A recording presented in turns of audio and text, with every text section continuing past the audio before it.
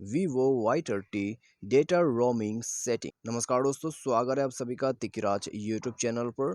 तो दोस्तों, आज के इस वीडियो पर मैं आपको बताऊंगा कि कैसे आप जो है Vivo मोबाइल के अंदर पे आप डेटा रोमिंग सेटिंग कैसे कर सकते हैं। ठीक है, यदि आप किसी रोमिंग एरिया पर जा रहे हैं, आपको रोमिंग चार्जेस लगेगा। आपका डेटा यदि रोमिंग पर नहीं रहेगा तो आपका डेटा यहाँ पर अच्छे से नहीं चलेगा।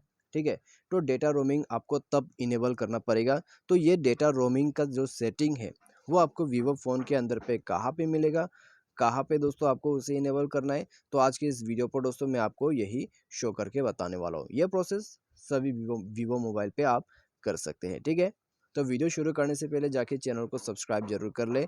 साथ ही साथ दोस्तों, यदि आपको ऑनलाइन से पैसा कमाना है तो उसके लिए हमने वीडियो डिस्क्रिप्शन पर लिंक दे रखा है, जाके चेकआउट कर सकते हैं। तो सबसे पहले तो दोस्तों हमें जाना है अपने मोबाइल के सेटिंग पर। सेटिंग पर जाने के बाद दोस्तों यहाँ आपको एक ऑप्शन मिलेगा dual SIM and mobile network, उसमें आपको क्लिक करना है। उसमें जैसे ही क्लिक करोगे, आप जो भी सिम पे डेटा यूज़ करते हैं, ठीक है, पहले तो अपना जो डेटा यूजेस का सिम है वो यहाँ पर चेक कर ले।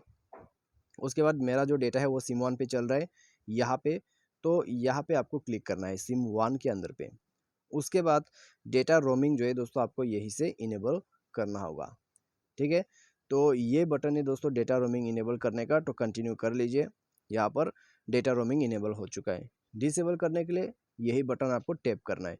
उसके बाद सिम 2 पे जाइए। यहाँ पे दोस्तों आपको डेटा रोमिंग इनेबल करना है, सेम प्रोसेस। ठीक है, कंटिन्यू। उसके बाद यहाँ से आप डिसेबल कर सकते हैं। तो बस दोस्तों यही है सेटिंग।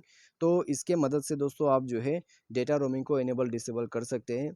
और आपके वीवो के फ़ोन पे डेटा रोमिंग का सेटिंग आपको इसी प्रोसेस के थ्रू करना होगा।